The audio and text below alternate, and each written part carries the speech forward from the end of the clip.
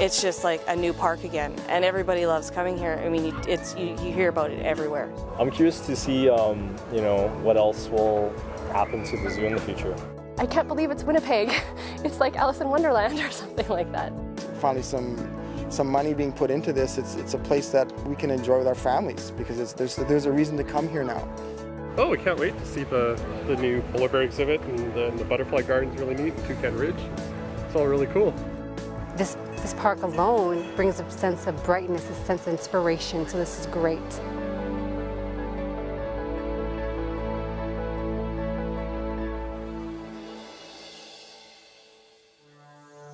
Assiniboine Park is probably one of the really great examples in Canada of a government, municipal government, taking a real strong step into the future. Assiniboine Park was established in 1904 when the city of Winnipeg purchased several hundred acres for green space, walking paths, and formal gardens. I think each park has its own character. I mean, you can go into Central Park in New York and it reflects what New York is, and I think Assiniboine Park reflects what Winnipeg is, and it kind of grows out of our own soil. One of the largest city parks in Canada, Assiniboine Park has been the heart of Winnipeg for generations. I think of Assiniboine Park as a continuum of memories, of experiences and time spent with family. I think of going there with my grandparents when I was a young boy. I think of going there with my parents, and I had the opportunity to spend a lot of time there with my own children. That's what comes to mind when I think of the park. It's something that defines our city. It's something that has defined us over generations. It is almost like it's a family member to people, and they have that personal, emotional sense of wanting to protect it. We want this to be a destination, both for the citizens of Winnipeg and the province of Manitoba, but equally Canada, North America, and the world. We've created a master plan for the park that is about taking what's there and what the park is already known for and transforming that. The park, unfortunately, like many city facilities, hasn't had the investment over the past number of decades that it requires to keep it to the standard we want. 4 million users a year, there's cost attached to addressing that, to dealing with it. And the fact that many of the facilities are now quite old makes it even more expensive to maintain them.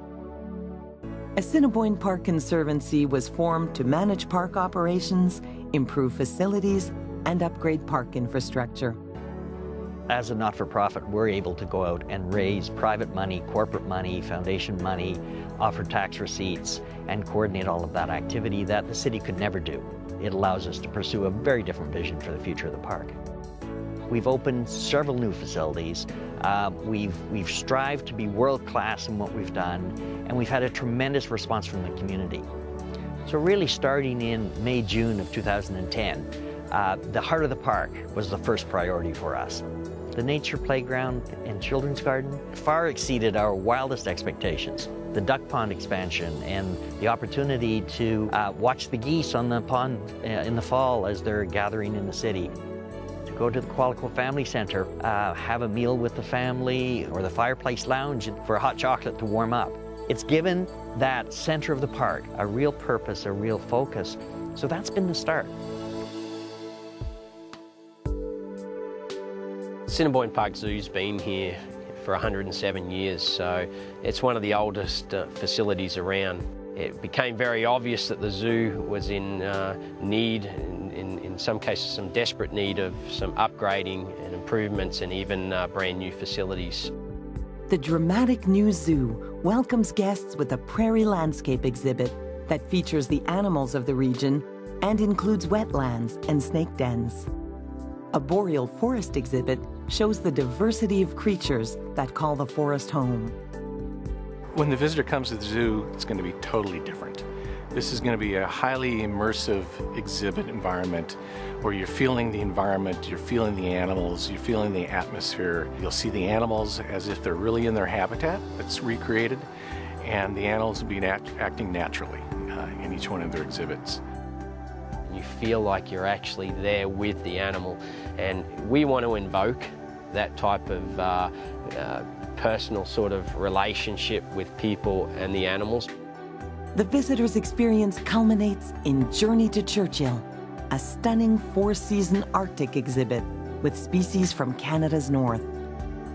The Journey to Churchill is going to be an amazing adventure for the zoo visitor. It's going to be a total remake of a portion of the zoo to really a world-class exhibit, specifically looking at and discussing the issues of climate change, environmental change, and the issues dealing with the Arctic. We're hugely focusing here on endangered species, species at risk, and although the polar bear will be sort of our big species that everybody focuses on, we have a lot of endangered species here at the zoo. This will be a fun experience at the zoo. In the process, you'll be learning about specific issues and, importantly, what you can do to inspire and make change in your day-to-day life to improve the environment. We really are just starting on this process and this journey, and there's still a lot more work to be done. And we do need to raise that money, and we do need to make sure that the enclosures across the board wow the public. Horticulture has been a part of this park since day one, and here we are in a northern climate. We want to make the park a destination for all seasons. We can show people the tropics and the Mediterranean and butterflies in the winter and flowering displays, and there's a tremendous history of horticulture in Manitoba, and really we can be the showcase for that. Assiniboine Park's redevelopment plan includes a stunning new conservatory that will be a signature piece of architecture. It will house extensive plant collections from Manitoba and around the world.